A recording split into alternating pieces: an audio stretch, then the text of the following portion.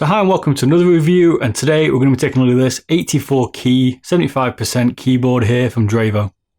So what we're going to do today is we're going to test this keyboard using some tools here. We're going to be using a force gauge meter here to measure the actuation of the brown switches, which are outer switches. We're going to take a measure here to measure the keyboard from with its feet down, feet up, all the different dimensions there. Got a caliper as well to measure the keycaps, and we've also got a 1000 FPS camera to measure the latency. When you're playing any games, we're going to measure it against a Ducky 1.2 Mini with Cherry MX Blues. So if you've not followed my reviews before, you'll know I go into a lot more detail than quite a lot of other reviewers here using some of these techniques. And today we're going to do that and get real in depth with this Drevo keyboard. If you want to check back on these specs, I've got a website called beardedbob.com, and on there I've got a lot of my statistics and charts. I'm going to put some keyboard statistics on there because I've done a few of them, but I haven't captured this detail. This will be one of the first ones. But that'll allow you to go back and compare these against other keyboards in the future. All the links to all the videos I discuss in here, or measurement videos, will be in my description, especially if you want to understand some of my measurements here. There's a common video because they're all the same, and I'll link that in the description with everything else. So for transparency, Drevo did send this keyboard out to me to take a look at, but as you know with my reviews, that doesn't alter my opinion, and anyway you'll be able to see it in the statistics here because I go into a lot of detail and you'll be able to tell whether I'm not being truthful or not. So this keyboard comes in at $39.99 US. So let's start off with the design here. Well, this is a full jet black keyboard. It's made out of full plastic. This is the black edition, obviously, and you can get it in white as well. And this one's got white LEDs. This is not RGB. It comes with dedicated MIDI keys at the top. It's also got dedicated F keys. It's also got dedicated arrow keys, delete keys, home, end, and page up, page down, which is why it's at 75%. So you get a little bit extra here over 60%, like the Ducky 1.2 Mini that I've got. So you can get those little extra bits, still keeping a compact form factor here though for your desk. This one's height adjustable with the feet on the rear. There's 4 standard rear pads on here to make sure it's secure. We'll go into that a little bit more detail in a bit, see how much force it takes to move it. And you've also got rear rubber on the legs as well, which is good to see. One thing to notice here is that Drevo here have got no branding on it. The only part of the branding is on the rear with a sticker, so you're not going to be able to tell what this keyboard is by just looking at it when it's on your desk. So it gives you that kind of stealth look, especially in the black here. So build quality, well, this has got some flex in it because it is a plastic chassis as well. And at this price range, that's quite understandable here, given this is a mechanical keyboard. Although flex isn't particularly an issue here, what you want to look out for is any movement when you're typing on it, particularly with bouncing or bending, and this keyboard doesn't suffer from any of that. Very solid when you type.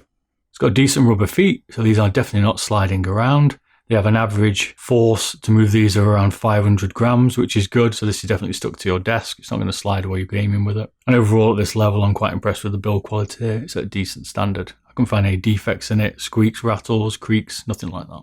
They come with the standard gaming font that we've seen on quite a lot of keyboards here. And they have a width of 12.5 millimeters at the top, and they do have some comfort grooves in them as well.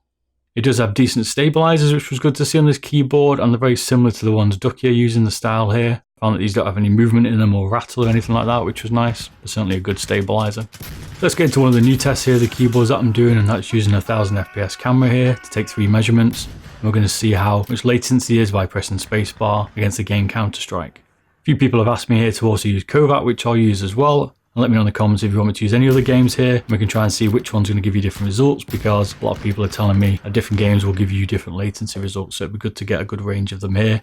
What I'll do is I'll pick the best ones. That's why I've used Counter-Strike here. And we'll pick maybe another 1 or 2 just so you get an idea and compare when you're using it yourself. So the Drevo here with the space bar on came in with an average of 1.49 seconds here before you saw the movement in Counter-Strike. The Ducky here on the space bar came with an average of 1.03 seconds. It's a little bit quicker from the Ducky. The Drevo with no spacebar came with an average of 1.30 seconds, and the Ducky with no spacebar came with an average of 1.41 seconds. So the Drevo a little bit quicker in that test.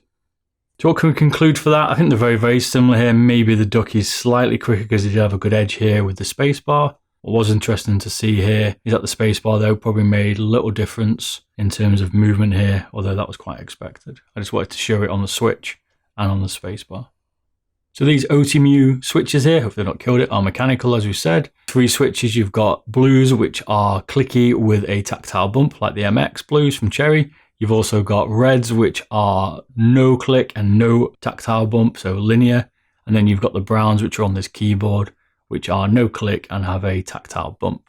Personally, I prefer brown switches. I do like this style. And these ones here do feel nice. And this is what they sound like compared to the Cherry MX Blues on the Ducky 1.2 Mini.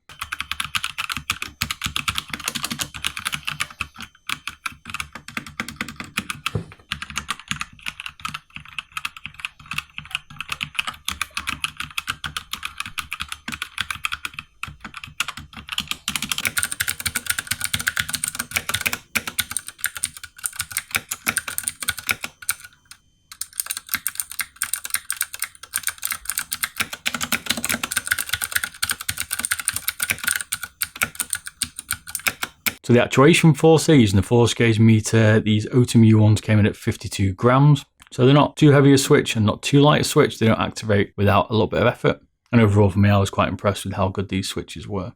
So moving into the dimensions here, well, this keyboard is a length of 130 millimeters.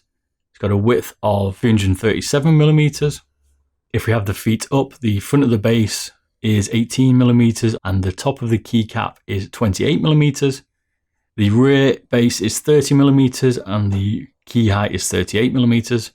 If you put the feet down here and slightly angle it, which I prefer, the base stays at 18 millimeters at the front and the keycap height is 28 millimeters still. But at the rear, it goes up to 45 millimeters, the base height, and the keycaps are 50 millimeters to the top. This gives the base a 15 millimeter height increase with the feet down, and it gives the keycap an additional 22 millimeters in height. So cable management, this was really good on this. You've got 3 channels, you've got left, you've got right, and you've got rear center here that you can come out of. The USB-C cable connection here is in the center of the keyboard and it's in a good position for me. This allows you to channel the cable whichever way you like, which is good. If you want to work out how easy this cable is to move, well, it's not like a Razer Black Widow, which is a very thick cable and very hard to channel. This comes in at 2.8 millimeters. It's nice and flexible. You'll have no problems getting this out of the way if you want to have a nice tidy setup. So lighting here, well, this has got white LED lighting. For me, the LEDs are a little bit dim, especially because they're recessed into the keyboard here, which was a little bit disappointing. I expected these to be really, really bright, these white LEDs, and they weren't. In fact, I pretty much struggled to see them in the daytime. In the night, it's much easier to see though.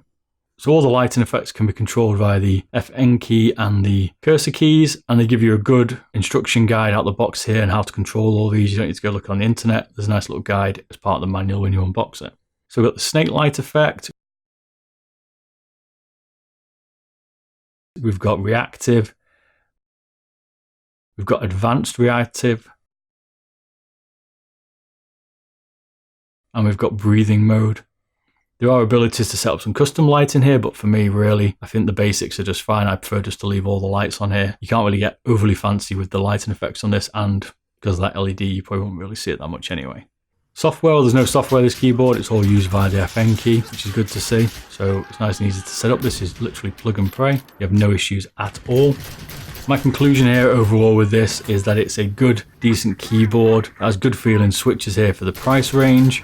It's nice to see a 75% keyboard here. I think 65 is my sweet spot. The F keys on this are a little bit tight to the 1, 2, 3, 4. I did find I was getting a little bit confused between them.